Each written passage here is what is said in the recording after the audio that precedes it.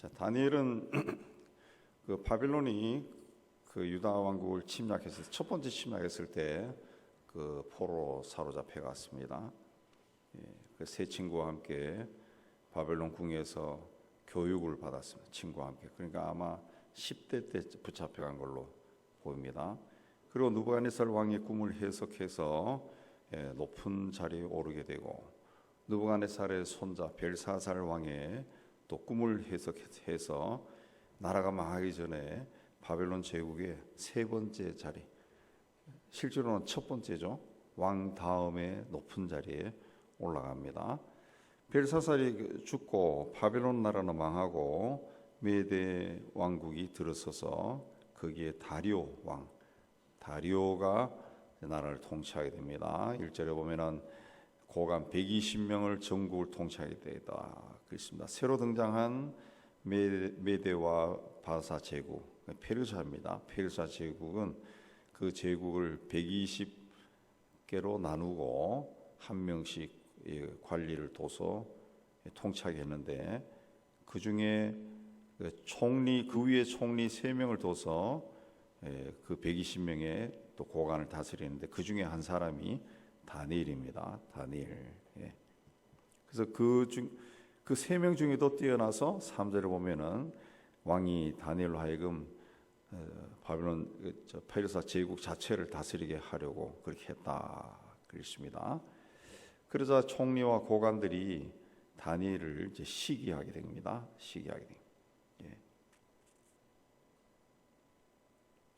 되죠.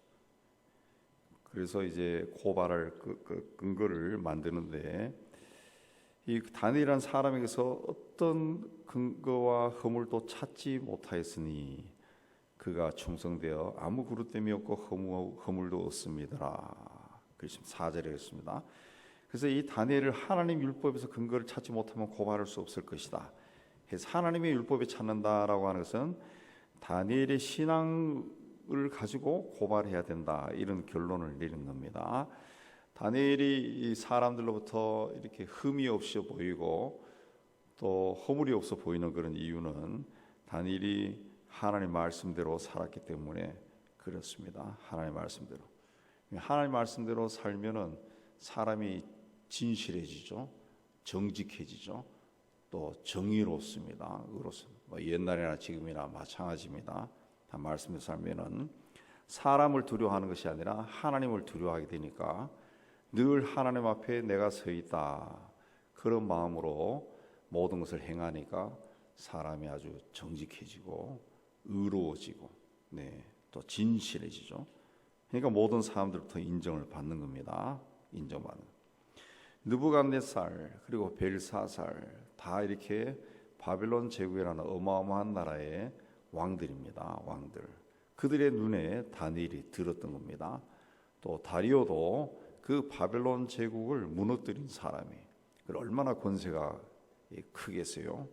그런 사람들이 이 다니엘을 마음에 들었다라고 하는 것은 단순히 이 사람이 꿈을 해석했다, 또 신앙이 좋았다, 이것 때문에 그렇게 한 것이 아니라 그만큼 다니엘이라는 사람이 탁월했다는 거죠. 탁월했다. 굉장히 뛰어난 사람이다. 다니엘보다 더 뛰어난 사람을 구할 수 없었기 때문에 외국인이고 과거에 포로로 잡혀온 자지만은 그를 고관으로 스카우트한 겁니다. 쓴 겁니다. 그러니까 그 땅에 살고 있는 그 백성들이 시기를 할 수밖에 없죠. 시기를 할 수밖에. 그래서 그들이 이제 법을 하나 세웁니다. 7절에 보면은 30일 동안 왕위에 어떤 신에게나 사람에게 무엇을 구하면은 사자굴에 던져 넣는 법을 만듭니다. 법을 만들. 어떻게 보면은 좀 치사한 법이라고 볼 수 있습니다. 볼 수 있습니다. 30일 안에 30일 정도만 기간을 정해가지고 왕 외에 다른 것을 쫓아다니면은 사자굴에 던져 넣읍시다, 그런 법을 만든 겁니다. 근데 10절에 보면은 다니엘이 이 조세의 왕의 도장이 찍힌 것을 알고도 그랬습니다. 알았다는 겁니다. 왜 이런 법이 만들어졌는지 다니엘이 알고 있었다는 거죠. 알고 있었다. 아, 이거 나를 올가매기 위해서 그렇게 만들었구나. 알고 있었다는 거죠. 그걸 알고서도 예루살렘을 향해서 무창문을 열고 전에 하던 대로 하루 3번씩 무릎 꿇고 기도하며 하나님께 감사했다. 사람들이 감시하고 있다는 것을 알고 있었다는 거죠. 알고 있었다. 그러면서도 전에 하던 것과 똑같이 그렇게 했다. 그렇습니다. 그렇게 했다. 만약에 이 사람 요즘 우리들 같으면은 이 생각을 달리 할 수 있습니다. 그래도 내가 기도를 멈출 수는 없으니까 창문 닫고 하지 뭐. 창문 닫고 할 수 있어요. 창문 닫고 할 수도 있고. 그다음에 사람들이 감시하니까 하루에 3번 기도하면 되니까 기도 시간을 또 바꿀 수도 있습니다.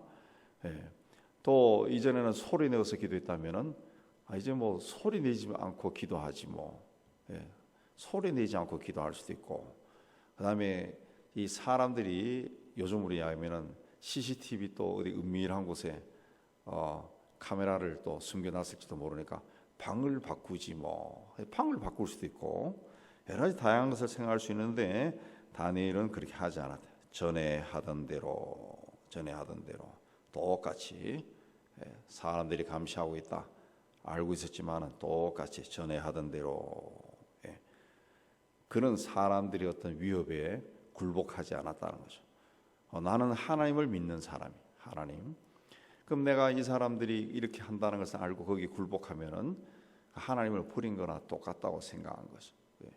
그래서 전에 하던 그대로 하루 3번 무릎 꿇고 기도했다. 그렇습니다. 다니엘의 그 기도의 특징은 또 뭡니까? 하나님께 감사했다. 우리는 보통 기도 그러면은 우리의 필요를 하나님 앞에 이야기하는 걸로 생각합니다. 내가 이래 해야 됩니다. 라고 그걸 이야기하고 또 내가 필요한 게 10가지면은 그 한두 가지 혹시 기도하다가 빼먹은 것이 있으면은 왠지 모르게 찜찜하고 그 빼먹은 거는 응답이 안 될 것 같고 그런 생각도 합니다. 그런 생각도. 그러다 보니까 기도가 중원부원이 되고 시간이 길어지기도 하고 그렇게 되는데 다니엘은 기도할 때 어떻게 했느냐? 감사했다는 거죠. 하루 3번 창문을 열고 무릎 꿇고 기도할 때 하나님께 감사했다. 자신의 삶에 대해 감사하고 생활에 대해 감사하고 현재 지금 이런 일이 일어나는 것에 대해서도 감사했다는 거죠. 감사했다. 다니엘이 그렇게 해서 결국은 사람들이 그걸 봐서요. 11절에 보면은 기도하며 간구하는 것을 발견하고 그래서 왕에게 또 고자질을 합니다. 그래서 결국은 왕도 어쩔 수 없이 그를 사자굴에 던져넣습니다. 사자굴에 던져넣습니다. 그래서 이 16절에 사자굴에 던져 넣으면서 네가 섬기는 하나님들을 구원하기를 원하리라 사자굴에 던져 넣었습니다. 그리고 18절에 보면은 왕이 궁에 돌아가서 밤이 새도록 금식하고 그 앞에 오락을 그치고 잠자기를 마다하니라. 왕이 근심했다는 거죠. 이걸 보면 왕이 다니엘을 굉장히 사랑했다. 굉장히 귀하게 여겼다. 그걸 볼 수가 있습니다. 그걸 볼 수 있습니다. 다니엘이 어떤 매력이 있어서 왕이 이렇게까지 생각했을까? 우리 그런 생각 드는데 어쨌든 다니엘은 하나님이 사랑하는 사람이었다. 하나님이 사랑하는 사람.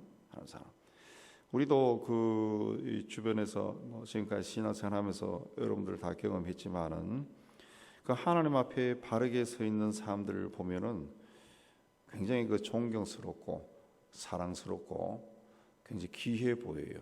귀해 보입니다. 귀하게 보입니다. 제가 목사지만은 목사들 가운데도 그런 사람들이 있어요. 또 아주 세속적인 사람도 참 많고 사고방식 자체가 근데 굉장히 그 하나님 중심으로 서 있는 사람들 보면은 그 풍기는 게 다르죠. 풍기 다르고 눈동자도 반짝반짝 그러고 이 뭔가 세상적인 것을 가지고 있고 없고 그 전혀 없이도 그런 것 차이 없이도 사람이 다르게 보이는데 아마 이 왕도 뭐 그 이전에 느부갓네살이나 베살살이나 그 사람들도 마찬가지고 다리오도 다니엘에게서 어떤 특별한 것을 보고 굉장히 귀하게 여긴 겁니다. 그래서 이 사자굴에 어쨌든 자기 법을 큰 제국을 다스리려면은 법에 따라야 하니까 그러니까 법을 만들었으니까 자기가 먼저 어기면은 부하들이 어기죠. 그럼 나라를 다스릴 수가 없죠. 그 법에 따라 사자굴에 넣었지만은 그게 근심이 되어서 밤새도록 금식하고 오락을 거치고 잠도 자지 않고 날이 새자마자 새벽에 급히 사자굴에 가서 슬피 소리질러 아주 슬픈 소리로 소리질렀다는 거죠. 다니엘아 하고 찾았다는 거죠. 그래서 거기서 이제 다니엘이 살아납니다. 이거는 이제 하나님이 개입한 사건이죠. 하나님이 개입한. 기적은 기적이 일어나는데 기적은 믿음의 결과입니다. 믿음으로 기적이 일어난 기적이 일어나. 어떻게 믿느냐? 그거 그냥 자기에게 일어난 일을 그대로 받아들이느냐? 아니면은 하나님이 개입해 주시기를 원하느냐? 그러니까 모든 걸 다 포기해 버리느냐? 뭐 될 대로 되라식으로 될 대로 되라식으로 생각하는 것도 하나님의 뜻이다 그렇게 생각하는 사람도 없지 않아 있습니다. 아이 뭐 죽으면 죽지 뭐 살면 살지 뭐 이런 마음을 가지고 그냥 받아들이는 것은 운명론자들이고 그 믿음의 사람들은 나중에 죽더라도 하나님이 나와 함께 하신다라는 믿음을 가지고 죽음을 받아들이는 다르죠. 전혀 다릅니다. 그렇게 했을 때는 죽지 않고 살 수도 있는 거죠. 하나님의 뜻이 있으면은 하나님이 그 다니엘을 결국 개입하셔서 살렸습니다.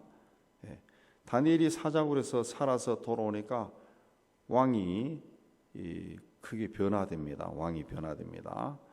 그래서 왕이 다니엘을 참수한 사람들을 끌어다가 오히려 사자굴에 집어넣습니다. 집어넣고 그다음에 모든 제국에 조서를 내려서 하나님을 찬양합니다. 그분은 살아계신 하나님이다. 영원히 변하지 않으실 분이고 그의 나라는 멸망하지 아니할 것이고 권세는 무궁할 것이고 구원도 하시고 건져내시기도 하시고 이적과 기사를 행하시는 분이고 다니엘을 구원하여 사자의 입에서 벗어나게 하신 분이다. 그랬습니다. 만약에 다니엘이 자기의 권력을 이용해서 이런 조서를 온 세상에 내렸다면은 백성들이 듣지 않았을 겁니다. 뭐 요즘도 마찬가지일 거예요. 요즘도 그렇게 하면은 왜 당신은 당신의 종교를 우리에게 강요합니까? 종교의 자유가 있습니다. 막 이렇게 했을 겁니다. 근데 왕이 그렇게 말하니까 백성들이 아무 말을 못 하는 거죠. 아무 말을 못. 다니엘이 예루살렘을 향한 기도의 창문을 열지 않았다면은 사자굴에 들어가지 않았을 겁니다.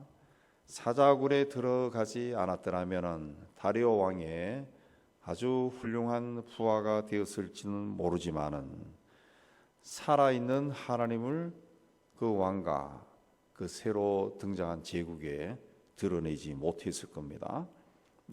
그러나 다니엘이 예루살렘을 향한 기도의 창문을 열어놓았기 때문에 그걸 본 사람들이 고자질로 사자굴에 들어가고 사자굴에 들어갔기 때문에 하나님이 개입해서 그를 구원해 주는 것을 경험하게 되고 사자굴에서 하나도 상하지 아니하고 살아나온 것을 보고 왕이 이방 세계에 자기 나라에 하나님은 전능하신 분이고 영원히 살아계신 분이고 하나님 나라는 영원한 나라다 이렇게 선포했습니다.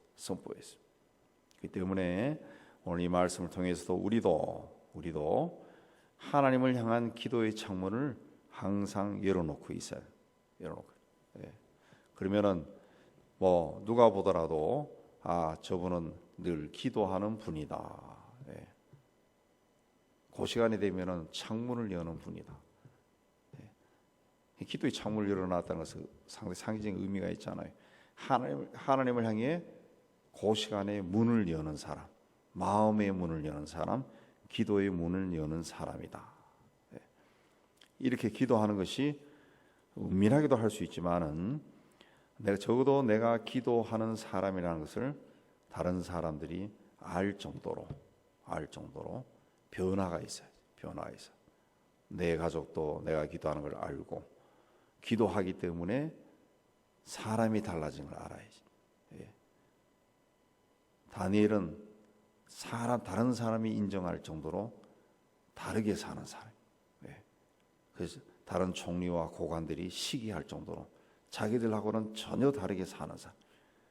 왕이 인정할 정도로 이 사람은 죽어서는 안 되는 사람라고 인정할 정도로 다르게 사는 사람. 여러분들도 하나님 앞에 서서 기도함으로 좀 다른 사람들이 봤을 때도 나와는 다른 사람, 말이나 행동에 다른 좋은 점이 나타나서 그걸 통해 하나님을 영화롭게 하는 존귀한 삶을 사시기를 주의 은혜 이름으로 축복합니다.